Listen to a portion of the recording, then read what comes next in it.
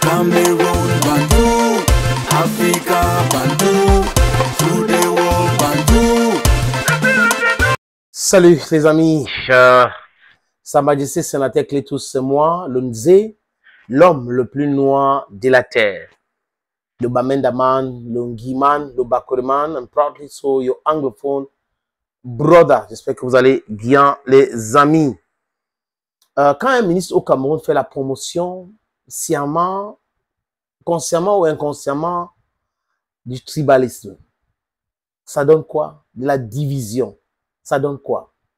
Comment un ministre de Sport et d'Éducation physique peut aller à Maroua pour le lancement de la saison de tout cyclisme camerounais avec Jacques Famondongo et il parle de volleyball. En parlant de volleyball, il parle du fils du terroir, des trucs comme ça. C'est quand même terrible, non? Dans un pays qui prône l'unité, la cohésion. Mais vous avez un ministre de sport qui essaie de diviser les gens sur la base tribale. Donc, il utilise les gens comme le bétail électoral. Pour les besoins électoralistes, on peut dire des choses. Et ça passe comme ça. Et pendant ce temps, quand les pauvres Camerounais vont employer les mêmes méthodes, les mêmes mots, oh, ce n'est pas bien, ça c'est du tribalisme et autres. Mais quand un ministre dit ça, qui parle de Bello Boudan, comme le fils de l'extrême nord, il va organiser des trucs ici, là, c'est chez lui, ici, là. Dans un pays, dans la République, il n'y a pas de chez quelqu'un. C'est pour tout le monde. Surtout quand on gère une structure. Parce que Bello Boudan, par exemple, la loi ne le reconnaît pas comme président de la Fédération camerounaise de volleyball. Il n'y a pas de la loi camerounaise parce que la justice a déjà dit le droit. Donc, le 27 janvier de cette année. Donc, comment se fait-il qu'un ministre qui dit qu'il est juriste, il connaît tout ce contour-là, mais il vient dire des choses pareilles.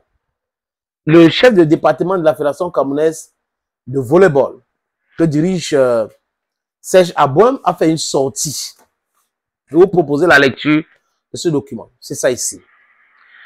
La Fédération camerounaise de volleyball, FECAVOLE, s'insurge avec la dernière énergie contre les propos incendiaires et profondément irresponsables tenus par le ministre des Sports et de l'Éducation physique, Narcisse Mouelle Kombi, lors du lancement de tout cyclisme national à Maroua.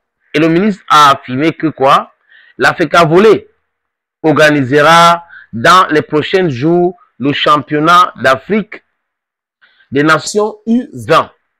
Le MINSEP a non seulement véhiculé un mensonge manifeste, mais surtout il a attisé dangereusement les clivages identitaires dans un contexte national où l'appel à l'unité est plus que jamais vital. Ces propos, lourds de conséquences, sont en totale contradiction avec les valeurs républicaines et idéales de cohésion nationale promises sans relâche par le chef de l'État, son Excellence Paul Barthélémy Biya Devondo, qui déclarait avec gravité lors de la 49e fête nationale dans la période délicate dans laquelle, je cite, dans la période délicate que traverse notre pays, menacé par un ennemi impitoyable, jamais notre cohésion nationale n'a été aussi indispensable.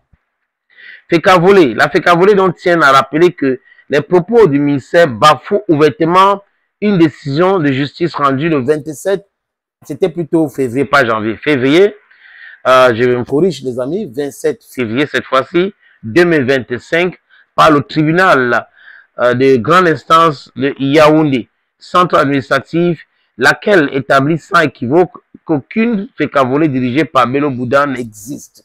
C'est la loi. Cette posture du ministre constitue non seulement une insulte à l'autorité judiciaire camerounaise, mais aussi une provocation inacceptable à l'égard des institutions républicaines et un mépris flagrant de, je continue la lecture de ce document, la suite est ici, de quoi, chers amis, le document paraît un peu difficile pour ouvrir, j'y arrive enfin, de sa diversité, déclarant notamment, j'entends contribuer à tout mettre en œuvre pour perpétuer la profonde mutation sociale susceptible de faire naître une nouvelle communauté plus unie, plus consciente de sa spécificité face aux autres peuples. Dans ce contexte, il est particulièrement révoltant qu'un membre du gouvernement instrumentalise de manière aussi grossière les origines géographiques d'un individu, alors même que le chef de l'État œuvre inlassablement pour renforcer l'unité nationale et consolider l'identité camerounaise.